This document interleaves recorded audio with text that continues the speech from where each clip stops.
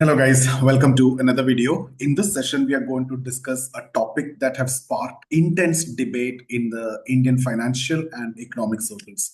The question was, do you know that Indian banks have written off a staggering 12 lakh crore in loans over the past 10 years? Yes, you heard it right. It's around 12 lakh crore loans which have been written off in the last 10 years. So this figure alone raises pressing questions about the health of our banking system, loan recovery mechanism, the laws and the regulations, and the public accountability. What does loan write-off means? Is this money forever lost? Let's try to decode, and you will try to understand this complex issue in detail. So let's try to understand what is loan write-off. See, when we talk about loan write-off, it doesn't mean that banks completely forget the money owed to them.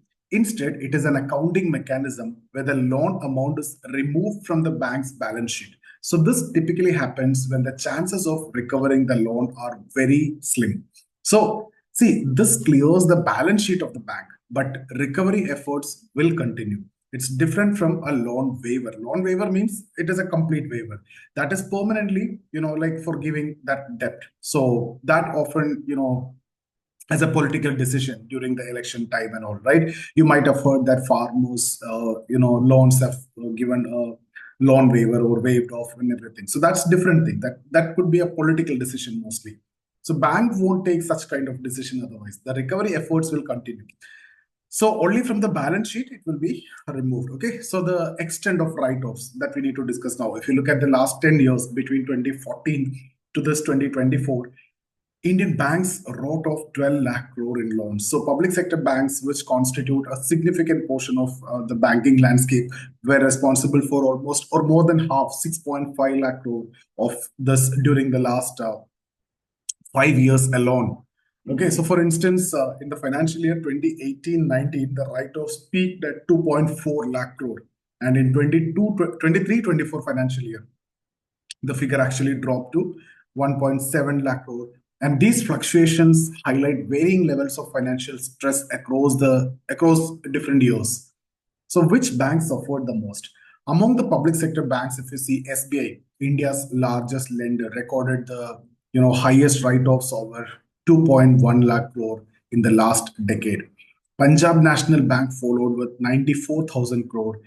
Even private banks are not immune from this, although their share of total in the total write-off is significantly smaller compared to the public sector banks, but still there are good amount from their side also. The financial year 24-25 now itself already shows total around 42,000 crore written off in just 6 months so far.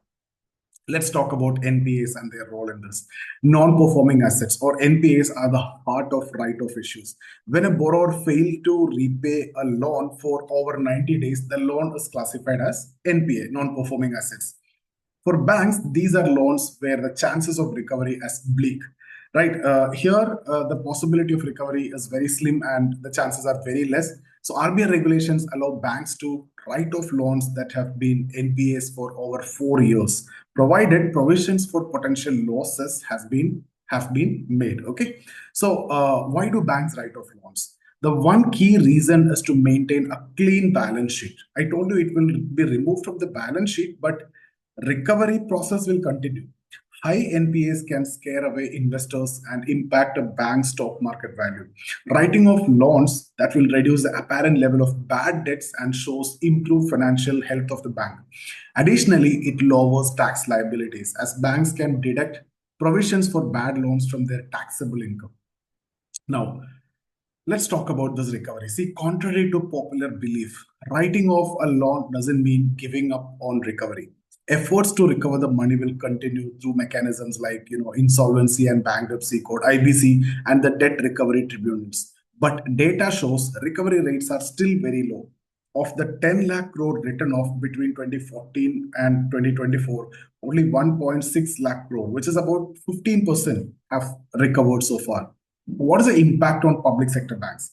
See, coming to public sector banks, it have seen significant improvement in their NPA levels, dropping from 14.5% in 2018 to 3.16% in 23-24, this last financial year. So this decline has positively impacted their profitability, with public sector banks reporting a record net profit of 1.4 lakh crore in the last financial year. So this trend is expected to continue in 24-25 also. So see, loan write-off remains a double-edged sword. On one hand, they help banks to maintain the financial stability, a clear and clean balance sheet. But on the other side, they underscore the need for stronger risk management and loan recovery mechanisms. While you see recovery rates are improving, but still much more need to be done to ensure accountability and transparency in the banking sector. So I hope this discussion helped you to get some clarity about the concept of loan write-offs and their impact on the Indian banking sector. So if you found this informative, you can share your thoughts in the comment section, and you can share it with your friends also. So thank you so much for watching. In case if you're looking for any mentorship program for civil services, you can get in touch with us. The details are given in the description also. You can directly subscribe from there. So see you guys in the next video.